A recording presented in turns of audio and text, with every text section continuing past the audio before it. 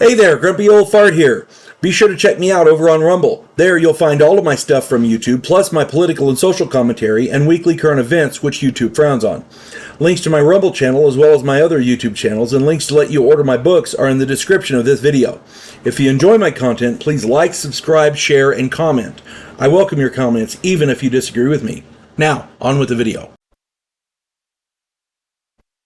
Hey there, Grumpy Old Fart here. I'm doing a Recon the Role-Playing Game story. I'm titling this one Errand of Mercy.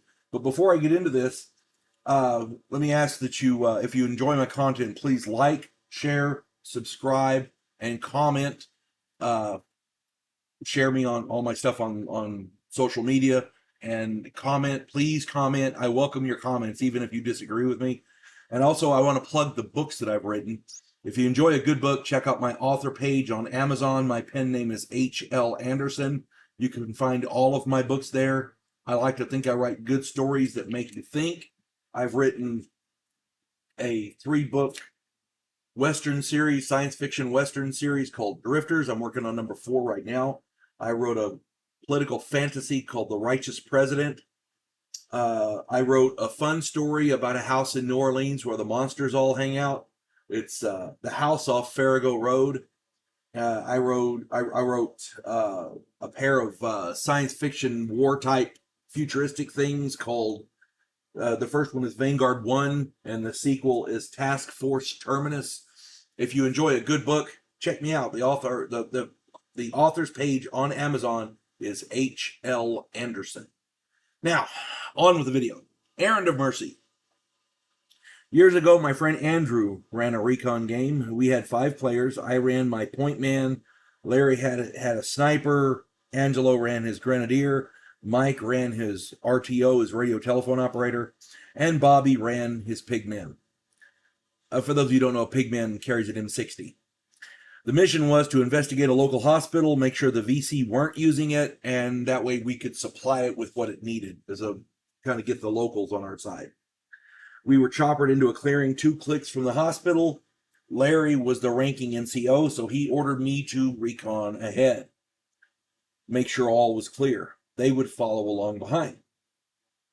I checked out the hospital, which was an old plantation manor, and I didn't see anything out of order. It was just a hospital. I didn't see anything that made me think the VC were using it or that it was allied with the enemy doing bad things for us. Or to us or anything like that. So when the team arrived, we went inside and talked with the doctor. His name was Lee Jap, and he didn't give a 2 shits about the war, politics, the VC, or the Americans. He saw every patient as a human being who needed help, and he was going to treat them no matter what.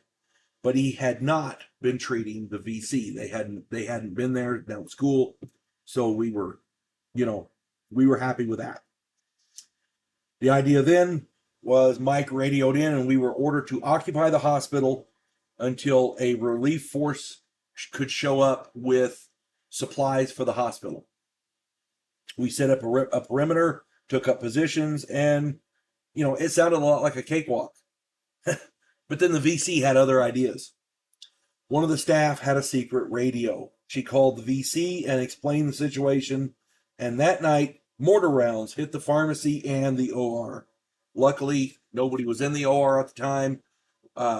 There was a person on duty at the pharmacy, but this individual was injured but not killed. We didn't have any fatalities. That was good. Within an hour, I reconned the area and found where the mortar team had been. The next night, machine gun and small arms fire peppered the main building from 3 different directions. At that point, we knew something serious was going on, and we kept trying to get the doctor to leave, but he wouldn't. He was not going to abandon his hospital. The next morning, waves of VC stormed the main house. We fought off the first 2 waves, but started to run low on ammunition. Mike radioed for artillery and gunship support. The jungle to the north and west was thoroughly cooked, and the VC really got pissed at that point.